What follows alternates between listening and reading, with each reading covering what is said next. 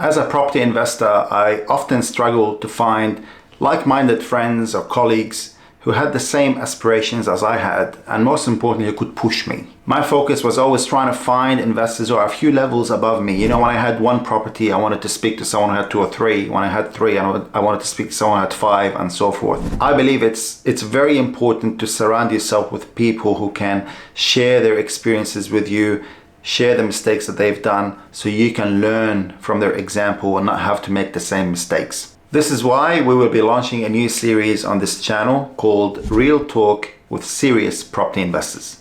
So if you're looking at investing in property, you're probably definitely talking to friends, family, and colleagues who have invested in property, and you're considering their advice and so forth.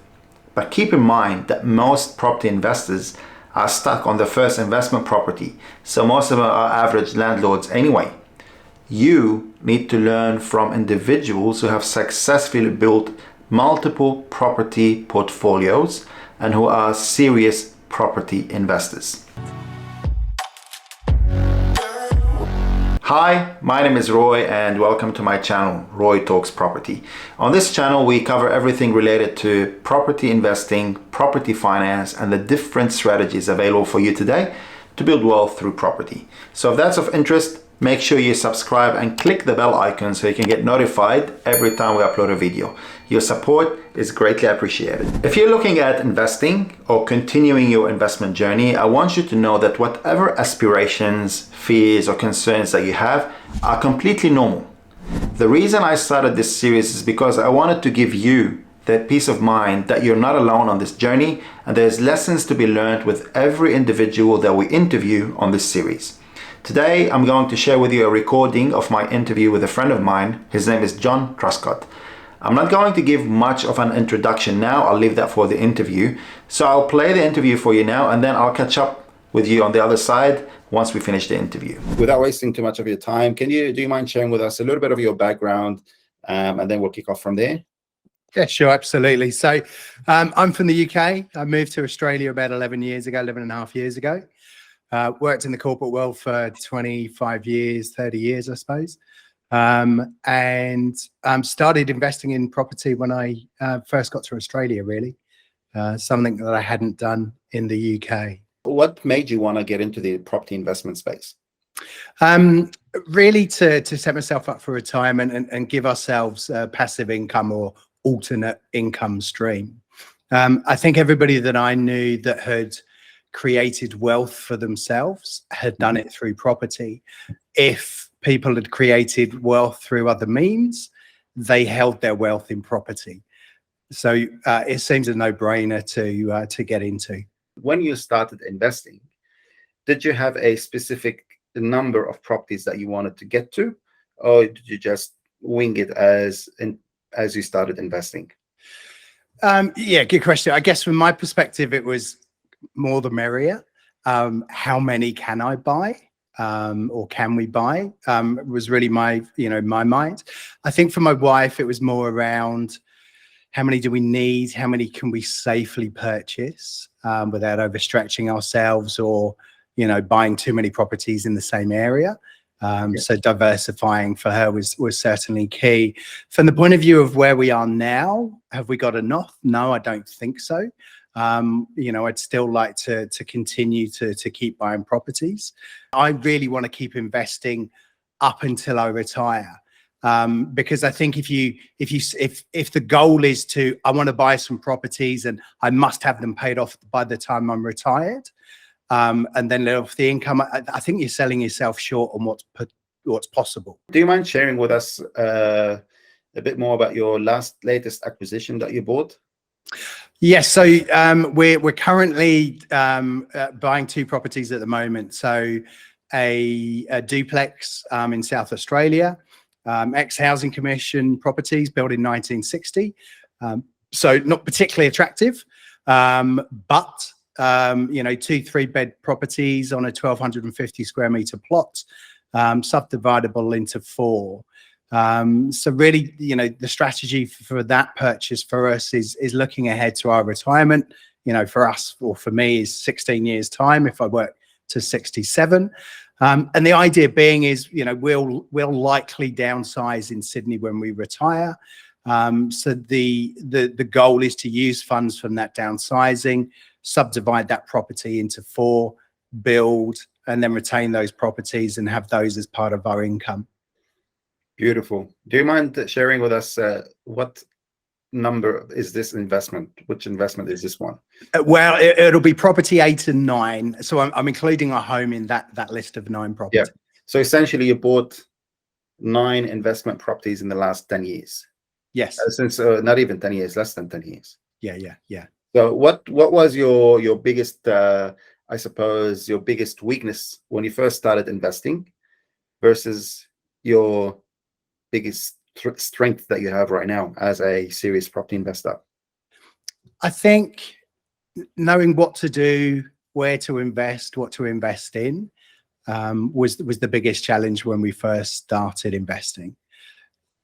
The very first property or the very first investment that we purchased, we regret to this day, but it got us on the journey of investing. So that property is the property in Toowong, 4Ks from Brisbane CBD. That was an apartment. The way that we found that, we responded to an advert. It could have even been in the paper. It was 8 years ago. We responded to an advert, and the advert talked about being introduced to properties in great suburbs with great growth potential, and everything sounded fantastic. So we met with that company. And from the first moment of the first meeting, they were thrusting glossy photos of properties in front of us, very pushy. We met with them 2 or 3 times. Every time we got our head round we think we'll go for this property, that property had gone. So then, we had something else pushed to us. So we eventually went with an apartment in Toowong. And like I say, regret it to that day. We signed up for it in 2014. It was completed in 2016, despite us being told that the unit would be completed within 12 months. We had a rental guarantee for 2 years, which we wide-eyed and innocently thought was fantastic. Roll forward to the end of those 2 years, and we discovered that the rental income was far higher than the rental that we would receive from the market. So not a great experience for us. Roll forward to today. The best thing I've learned, I think, is surround yourself by experts. And if you're time poor, surround yourself by experts that can actually do the work for you. Because, we all have families, we all have jobs.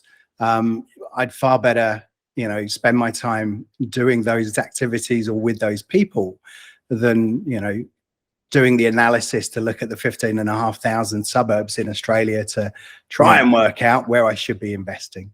One last question for you, John.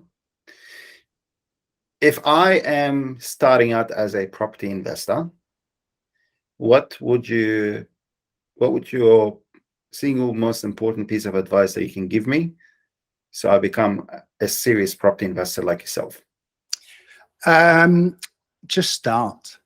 Just take that first step and do it. It's one of those things that you can overthink. It's an activity that you just need to do. However, to do it isn't so easy. So, it's back to that, reach out to professional people, do it with professionals, with professional help. Don't try and do it yourself. Again, 15,500 suburbs across Australia. It's a lot of work that you have to do. Just let someone else do it. If when you have your car serviced, you don't do it yourself. Well, the majority of people don't. You let professionals do it. If you need an electrician, you get an electrician. If you need your house painting, you get a painter in. Why would you try and make let's say $500,000 investment and do the work yourself if you're a nurse or an accountant or a project manager? Have the professionals do it for you. So that the work that you've got to put in is meet with professionals and understand whether you want to work with them and whether they're going to actually assist you. I think, if you meet a professional and they're able to explain a strategy to you, and you buy into that strategy, that's the biggest thing. If people just show you glossy photos and say nice things about a property and or suburb, I would suggest you go talk to someone else. If you're feeling inspired after hearing about John's story and would like to get started but not sure how, book a 15-minute phone call with me or email me direct. I'll be more than happy to chat. And if you want a high-level breakdown of the difference between serious property investors and average landlords, then check out this video. Thank you so much for watching, and if you've received any value from this video, then please like and subscribe to my channel, and I'll talk to you soon.